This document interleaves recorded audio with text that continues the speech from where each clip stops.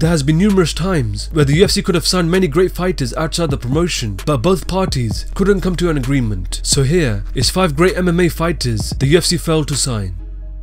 Number 5.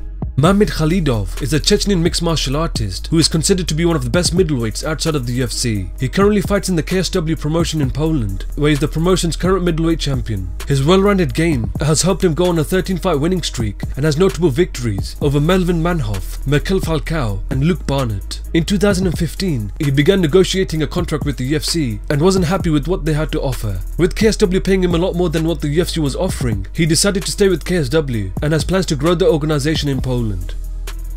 Number 4. Bibiano Fernandes is a Brazilian mixed martial artist who is considered to be one of the best bantamweights outside of the UFC. He currently fights for One Fighting Championship, where he is the promotion's current bantamweight champion. His high-level skills has helped him go on a 13-fight winning streak and has looked spectacular in his recent fights. Earlier this year, he became a free agent where he started to explore his options offered by many fight promotions, including the UFC, Bellator and Rising Fighting Federation. He mentioned that Bellator's offer was the most interesting offer out of all of the other promotions, including the UFC. In the end, ONE FC gave him the offer that he wanted and decided to re-sign with the promotion.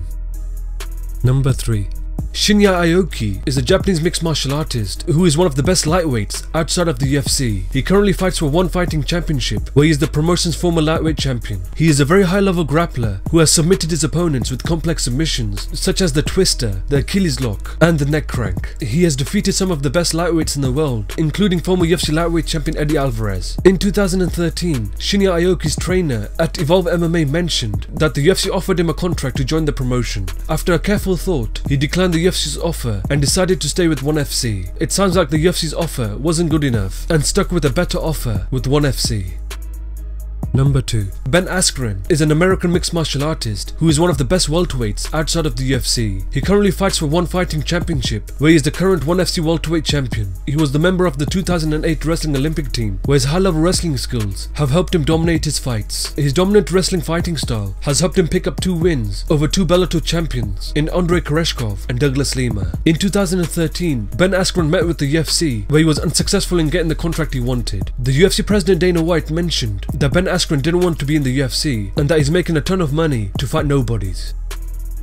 Number 1.